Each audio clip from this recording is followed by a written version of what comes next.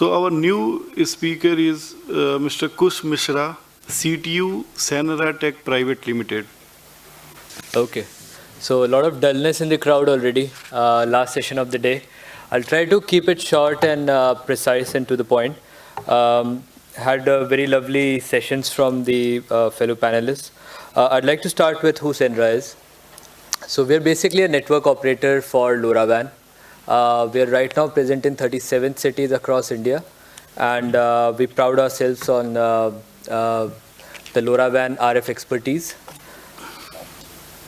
I'll quickly skip over a few slides explaining the market size. India's total market is expected to reach around 15 billion by 2020. The interesting point is that more than half of this IoT market is suitable for LPvans. I'll give you a brief idea of what LPvan means against competing technologies. LoRaWAN in particular has two basic unique features. One is the long range, and one is the low battery life of the end devices. What this means is for certain utilities, for example, gas metering, water metering, and so on, it's especially more useful to go with this particular RF technology. If you compare this to other local area networks like Bluetooth, Zigbee, Wi-Fi, or even cellular networks, there's a trade-off. The trade-off is that the other technologies can support higher data rates. But if you consider verticals like utilities, that's not so much of a requirement, right? Most often the bandwidth requirements are much lower than what you expect from a live HD streaming utility. The cost is much lower, and as I mentioned, monitoring use cases, metering, temperature, environmental parameter detections, asset tracking, weather, and locationing. These kind of verticals are very well suited to LoRaWAN. So there's a prediction that by 2023, LoRaWAN will capture 40% of the global LPvan market share. This is just a comparison of different kind of LPvan technologies. So LoRaWAN is one of the low power wide area networks. There is also Sigfox, Ingenu, NB-IoT is coming up pretty soon.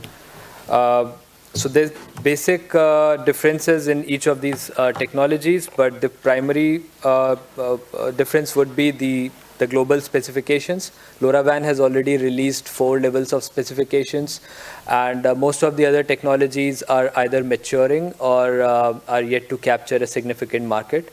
LoRaWAN has, the specs are issued by a LoRa Alliance, which is a global alliance of big conglomerates, including Google, Alibaba's, IBM's of the world, Cisco's, and so on. We are also a contributor level member of the alliance, which means we sit in every technical committee meeting to set out the standards globally for LoRaWAN specs. LoRaWAN operates in the unlicensed spectrum, which is 865 to 867 megahertz, and is governed by an open source specifications on the protocol. So the protocols can be simply downloaded from GitHub and used by developers and companies, corporates. So coming to the gas market, it's expected to reach 3.1 billion by 2027.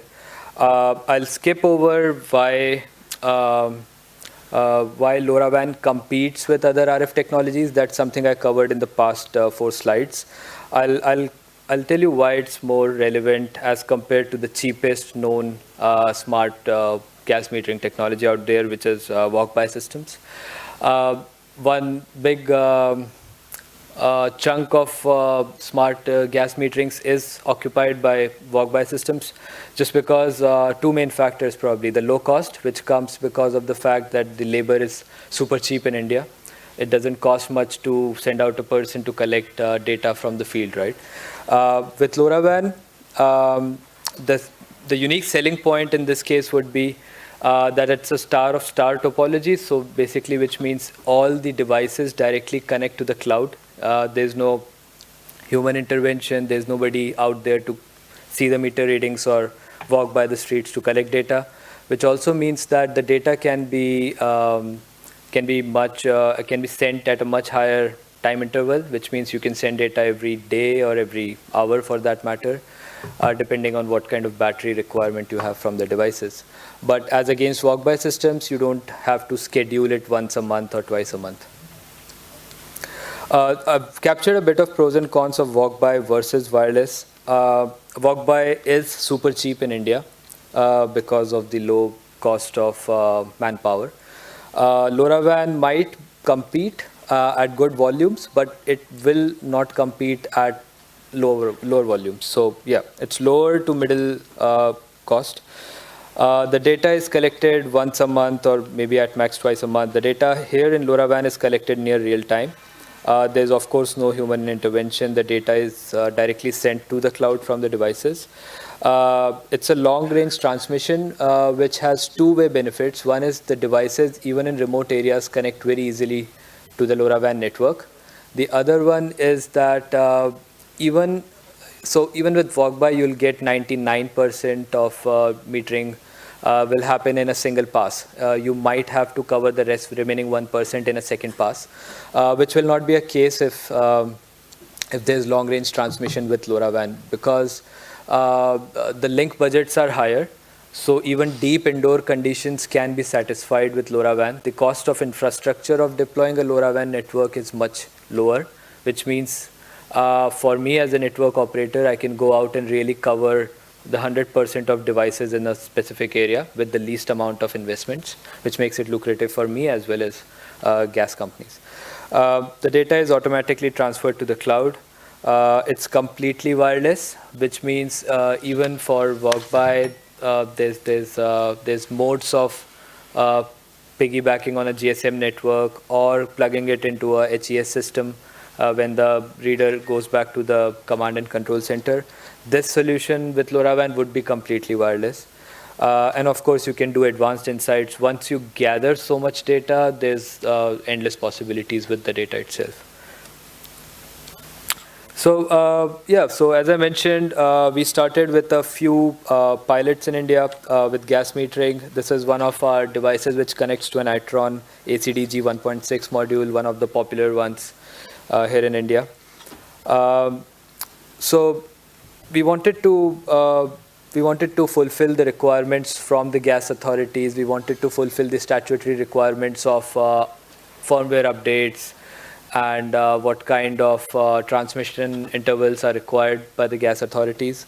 And this really fulfills that with a very long battery life of around like 10 years on a single life of battery, which fulfills most of the tenders most of the times.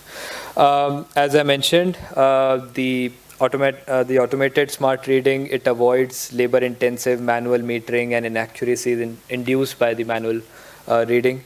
It removes the manual billing intervention, which means the cloud is directly enabled by the readings in runtime, which also means that the consumers can actually use their mobile phone applications to measure their consumptions in real time. It ensures greater satisfaction because there is no meter reading intrusion in order to cover the remaining 1% of meter readings, which couldn't happen in the first go. There's no manually knocking on the doors and trying to get the meter readings. It prevents the revenue loss from theft or movement or bypassing the meters. There is inbuilt mechanisms of how to detect leakages and so on in the pipes. And yeah, I just covered the last point. The future of smart gas metering as we see Kush, it is... you have 2 minutes. Sure. The future of smart gas metering as we see it is, for sure it will be expanding exponentially, right? In both the commercial and domestic spaces.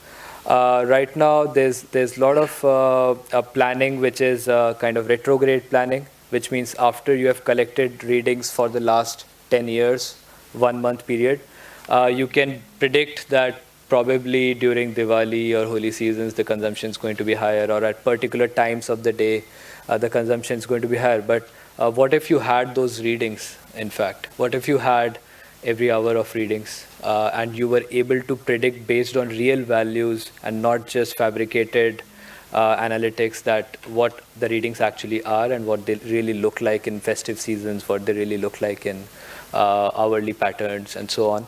We have been talking about smart grids in energy sector for a while.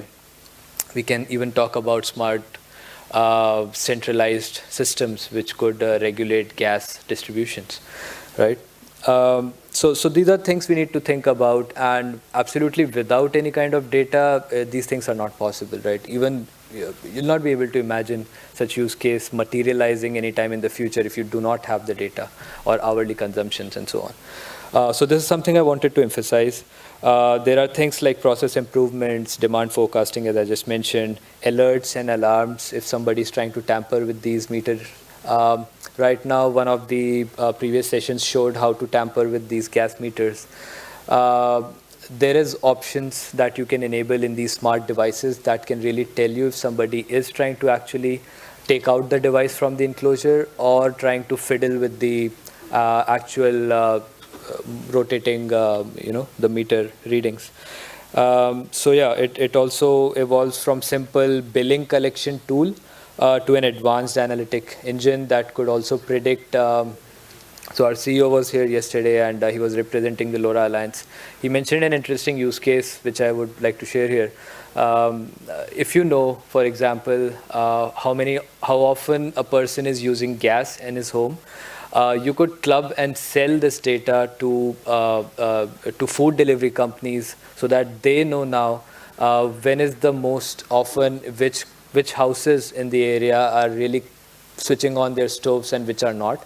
And you can deploy manpower based on that data. You can plan your restaurants, billing cycles, you can charge a premium.